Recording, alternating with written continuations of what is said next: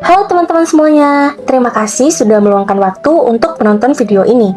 Hari ini kita akan membahas salah satu fondasi terpenting dalam hubungan antar manusia, yaitu keintiman atau yang disebut juga dengan intimacy. Manusia sejatinya merupakan makhluk sosial yang saling berinteraksi satu dengan yang lainnya. Dalam keseharian, manusia akan saling berkomunikasi, bertukar pikiran, dan menjalin relasi bersama orang lain. Interaksi ini bukan sekedar rutinitas, melainkan kebutuhan mendasar yang mengarah pada pembentukan lebih dalam. Menurut konsep perkembangan Erikson dalam Utami dan Murti 2017, pada masa dewasa awal, individu akan menghadapi tugas perkembangan yang berkaitan dengan pembentukan relasi intim dengan orang lain. Keintiman menjadi tugas perkembangan yang sangat penting bagi individu terutama pada masa dewasa awal. Keintiman dapat dicapai apabila individu mampu membentuk relasi persahabatan yang sehat dan intim dengan orang lain. Tapi jika tidak mampu, maka individu dapat merasa terkucilkan. Keintiman telah dikaji dalam konteks yang berbeda-beda dalam berbagai macam studi. Tidak hanya dalam hubungan romantis dan berpacaran aja, tapi keintiman juga dijelaskan dalam konteks pertemanan, keluarga, lingkup kerja, hingga kepernikahan. Namun, melihat berbagai definisi yang berbeda-beda dari berbagai macam sumber, peneliti dapat menyimpulkan bahwa definisi keintiman sendiri belum dapat dijelaskan sebagai suatu definisi yang tunggal. Jadi, apa sih sebenarnya yang dimaksud dengan intimasi itu? Mari kita bahas lebih dalam. Melihat berbagai literatur, definisi intimasi sangat bervariasi dan belum dapat dijelaskan sebagai definisi tunggal. Intimasi telah dikaji dalam berbagai konteks, tidak hanya hubungan romantis, tetapi juga pertemanan, keluarga, lingkup kerja, hingga pernikahan. Secara umum, intimasi menggambarkan hubungan antar pribadi yang dekat atau perasaan berada dalam hubungan pribadi yang saling terikat, baik dari sisi fisik maupun mental. Mari kita lihat 5 sudut pandang utama dari para ahli. Yang pertama, menurut Muniruzzaman pada tahun 2017, mendefinisikan intimasi sebagai hubungan antara dua individu yang saling terikat, baik secara fisik maupun emosional, khususnya antara pria dan wanita, melibatkan keintiman fisik, psikologis, dan emosional. Definisi ini menekankan bahwa keintiman muncul dari kedekatan fisik, kedekatan perasaan, serta keterikatan psikologis. Yang kedua, menurut Salarford dan kawan-kawan pada tahun 2025, menggambarkan intimasi sebagai penilaian diri akan kedekatan, kesamaan, dan keterhubungan romantis secara emosional dengan orang lain. Keintiman juga melibatkan keterbukaan dalam berbagai pikiran dan perasaan. Definisi ini menekankan bahwa intimasi tidak hanya soal fisik, tetapi juga soal bagaimana seseorang merasakan kedekatan dan keterhubungan.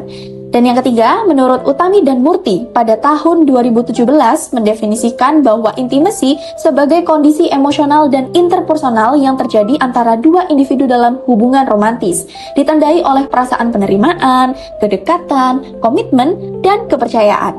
Definisi ini lebih spesifik karena memberikan gambaran bahwa intimasi berkembang melalui proses saling percaya dan saling berbagi, terutama dalam hubungan pacaran. Fauzi dan kawan-kawan di tahun 2024 mendefinisikan bahwa intimasi juga dapat muncul dalam hubungan pertemanan.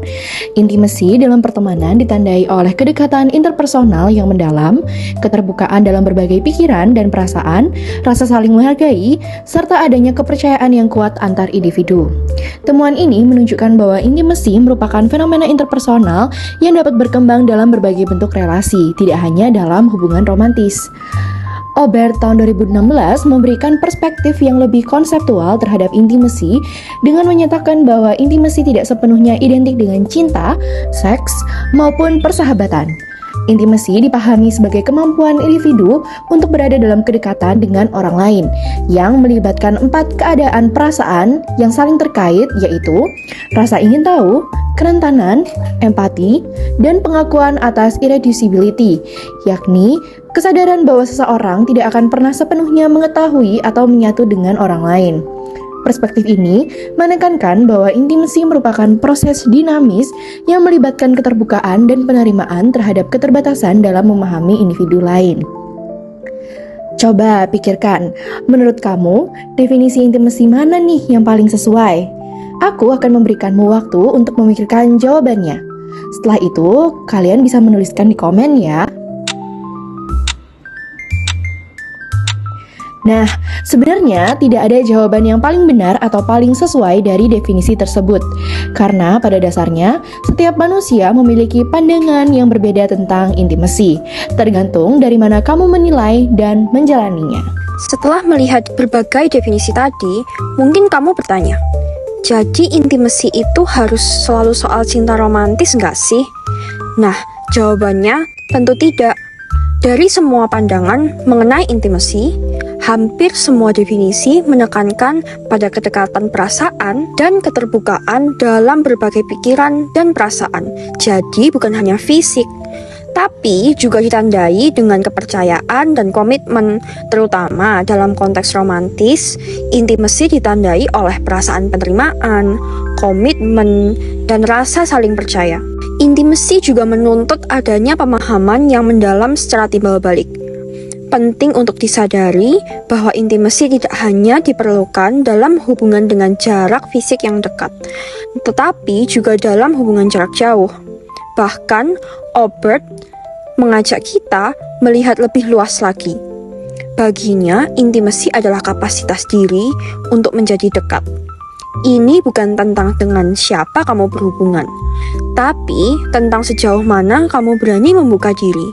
Intimasi bisa muncul saat kamu menunjukkan kerentanan atau empati kepada siapapun, baik itu keluarga, sahabat, atau pasangan.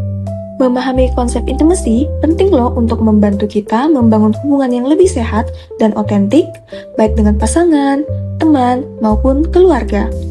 Intimasi adalah proses yang berkembang seiring waktu dan melibatkan keberanian untuk menjadi rentan serta saling percaya.